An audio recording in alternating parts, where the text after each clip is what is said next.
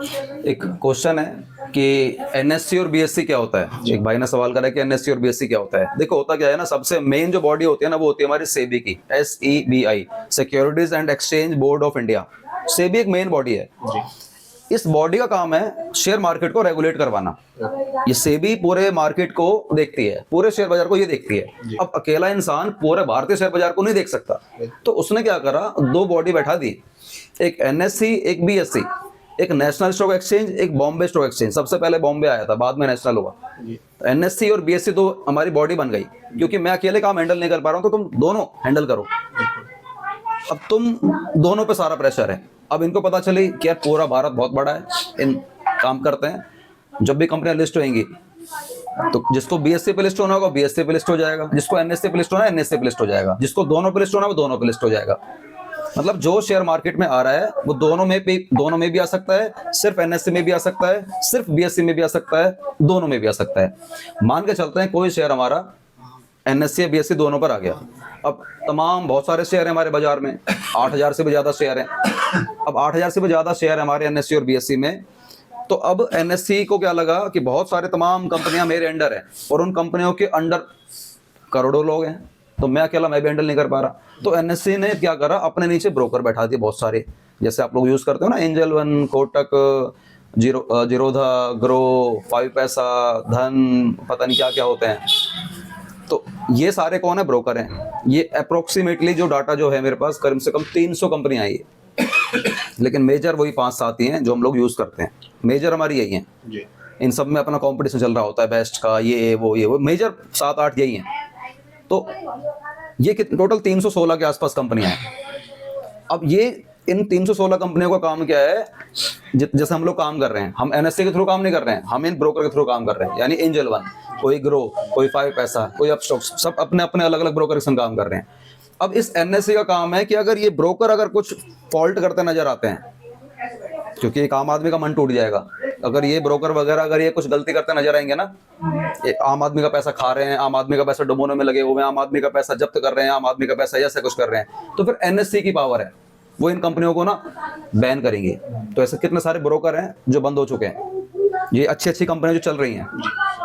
तो ये अगर एक आम आदमी का पैसा डुबोने के लिए अगर ये कुछ गलत हरकतें करते नजर आती हैं, तो फिर ये जो एनएससी है इनका शिकंजा आता है इनके ऊपर, इन ब्रोकरों के ऊपर, ताकि एक आम आदमी का मन नहीं टूटे, उसका संग उसका इंटरेस्ट खराब ना हो। अपन इंट्राडे में जैसे ट्रेडिंग करेंगे, हाँ, तो एनएससी है, बीएससी है, कोई सा भी इंट्राडे में करो, एनएससी बीएससी कोई फर्क नहीं पड़ता, लेकिन इंट्राडे ज्यादातर एनएससी में ही होती है, बीएससी में नहीं होती।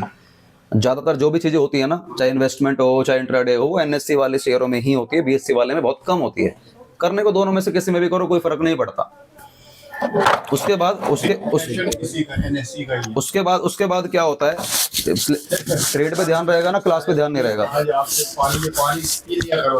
नहीं, ट्रेड पे ध्यान रहेगा तो क्लास पे ध्यान नहीं रहेगा। उनका ट्रेड पे ध्यान तो चाय गिर गई थी, आपका ट्रेड पे ध्यान है पानी गिर गया।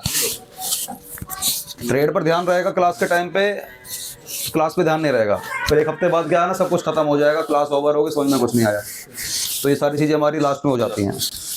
ठीक है, तो हमें तो सब खाली कुछ लिस्टें बता देना, हमारे तो बस की मैं बता रहा हूँ। उसके बाद अगर एनएससी ने अगर एक्शन नहीं लिया इन ब्रोकरों के ऊपर, तो फिर एनएससी के ऊपर एक्शन लिया जाएगा। कौन लेगा?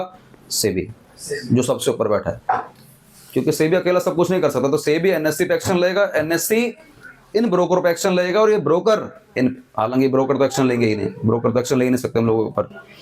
तो एक आम आदमी का मन नहीं टूटे, आम आदमी का पैसा के संग फ्रॉड ना हो जाए, तो फिर एनएससी उनके ऊपर बैठी हुई है कि हम संभाल लेंगे, ये ब्रोकर तुम्हारे संग कुछ गलत नहीं करेंगे।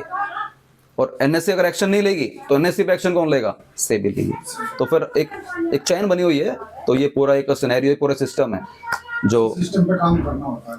हमें नहीं करना होता, सिस्टम अपना काम कर रहा होता है। मतलब एक आम आदमी सिक्योर है, यहाँ पर तुम्हारा पैसा तुम्हारा गलत, तुम अगर डुबो रहे हो तो तुम्हारी उसके जिम्मेदार तुम खुद हो। तुम अगर यहाँ पे पैसा कमा रहे हो तो इसके भी जिम्मेदार तुम हो। ब्रोकर तो बस एक जरिया है एनएससी के सहारे ट्रेड करने का, क्योंकि आप जब ट्रेड करोगे ना, आपको डायरेक्ट एनएससी के थ्रू करनी है। तो अब एनएससी के थ्रू हम डायरेक्ट ट्रेड नहीं कर सकते, तो उसके लिए बीच में ब्रोकर बैठा दिए गए। तो आप इन ब्रोकरों से बात करो, आपको ट्रेड हमारी मिल जाएगी। नहीं तो पहले मुंबई में एक दलाल स्ट्रीट हुआ करती थी, है ना, है तो अब भी। एक गली सी है, ठीक है। तो वहाँ पर पेपर सिस्टम पे पहले सारे काम हुआ करते थे, पेपरों में हुआ करते थे। अब वो पेपर में नहीं हो रहे, इलेक्ट्रॉनिक फॉर्म में हो रहे हैं। फोन पे होते थे, फोन ले लो जी मेरा। हाँ नहीं, जो फोन पे होते थे वो डब्बा है, जो फोन पे होते थे डब्बा बोलते हैं अच्छा कि मेरे ले लियो, जो आजा मेरे दे दियो, ले लियो, वो डब्बा बोलते हैं उसको। और जहाँ पर जाकर प्रॉपर आप पैसे दे रहे हो, सर्टिफिकेट लेकर आ रहे हो, तो वो रियल ट्रेडिंग ऐसे पहले ऐसे पेपरों में हुआ करती थी।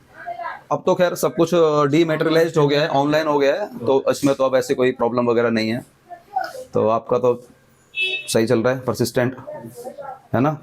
रीज़न यही है कि हम खिलाफ नहीं गए, हम ट्रेंड में बैठे हुए हैं। यही होता है, क्लास के टाइम पे क्लास ही रहे ना, ज़्यादा सही रहता है। हम ट्रेड वेड वैसे नहीं करवाते हैं, वो तो चलो एक आपको मैंने बता दी, नहीं तो ऐसे हम करते नहीं हैं।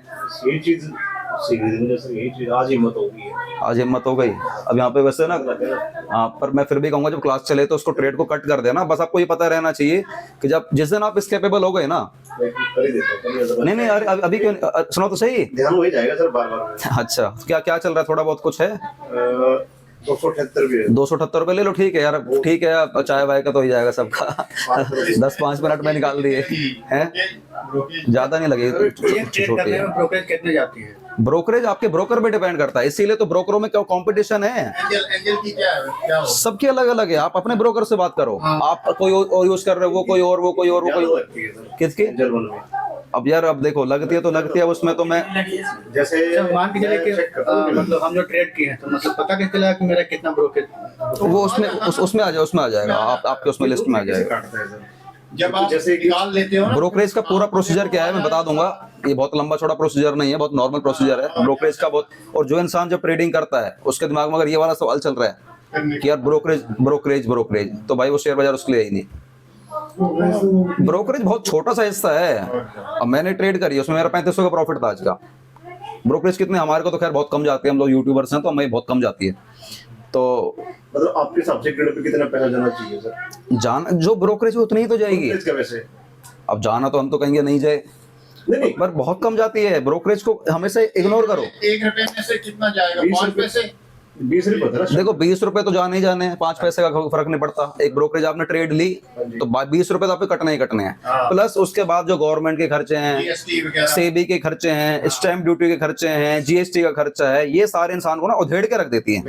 30 मान ले सर। 20 रुपए इंसान को उधेड़ता नहीं है, ये सब चीजें उधेड़ देती हैं। जिसमें सबसे ज्यादा जो इंसान को मारता है ना, वो होता है STT, जिसको बोलते हैं सिक्योरिटीज ट्रांजैक्शन टैक्स।